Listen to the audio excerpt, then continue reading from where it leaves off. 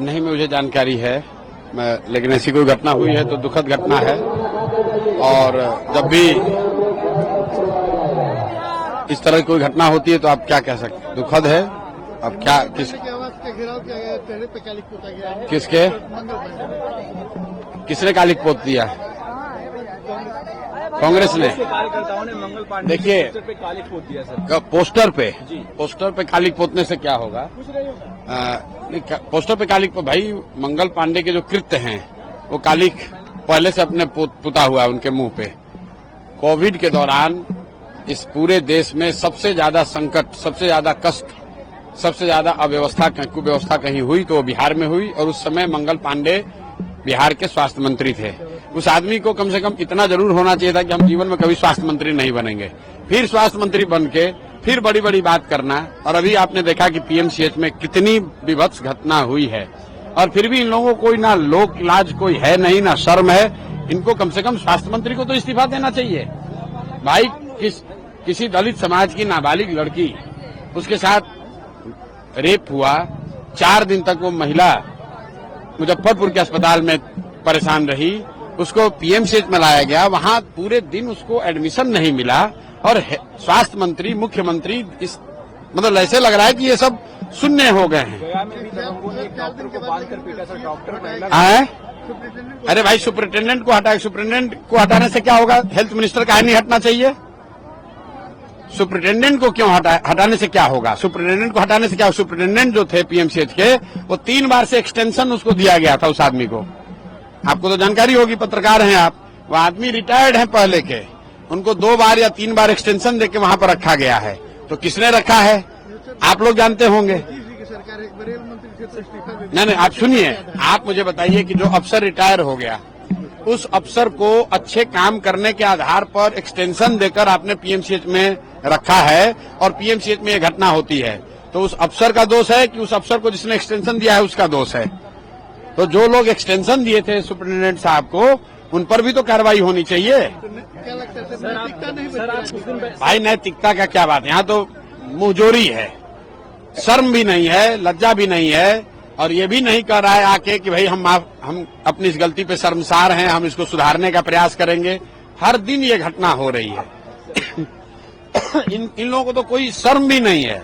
इस्तीफा की बात तो छोड़ दीजिए, कम से कम कैमरे पर आकर ये कहना कि भाई ये गलत हुआ, मैं जांच कर रहा हूं या कार्रवाई करूंगा या मैं शर्मिंदा हूं, इतना भी जो व्यक्ति नहीं कह रहा है, ये भाजपाई सब। और उसके बाद भी मतलब मुंहजोरी वाली बात है। आप बिहार बदलाव यात्रा के दौरान गोपालगंज गए, आप बताइए कि मुख्यमंत्री, आप लोग रोज सवाल पूछ रहे हैं कि लॉ एंड ऑर्डर की स्थिति बिहार में खराब होती जा रही है। पिछले 15 दिन, 1 महीना, 2 महीना में मुख्यमंत्री ने क्या कोई लॉ एंड ऑर्डर को विधि व्यवस्था के लिए कोई बैठक बुलाया, कोई समीक्षा की, कोई स्टेटमेंट जारी किया? कुछ नहीं किया, क्योंकि ये आदमी शारीरिक और मानसिक तौर पर ये आदमी अब मुख्यमंत्री बनने के लायक नहीं है। मानसिक तौर पर जो लोग, जो व्यक्ति मंच पर प्रधानमंत्री का नाम भूल जा रहा है, उसको बिहार की समस्या का क्या जानकारी होगा?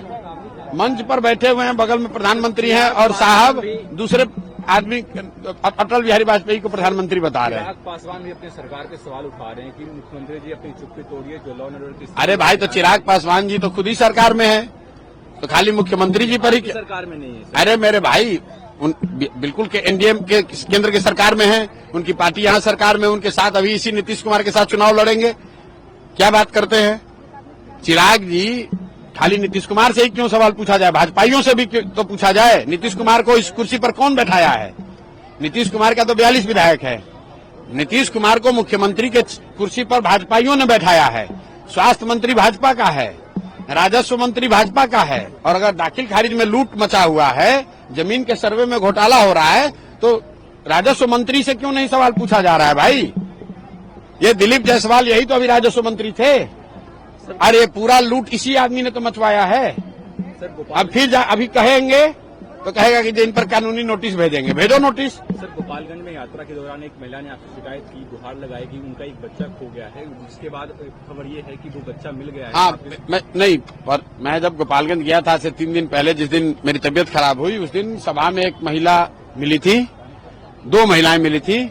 उन्होंने कहा था कि उनका बच्चा गुम हो गया है, लेकिन हम लोग की पहल तो मैं नहीं कहूंगा, लेकिन हम प्रशासन से बात करने के बाद पता चला है कल वो बच्चा 12 साल का बच्चा है, मुजफ्फरपुर में मिल गया। इस बात की खुशी है कि उस परिवार का बच्चा मिल गया।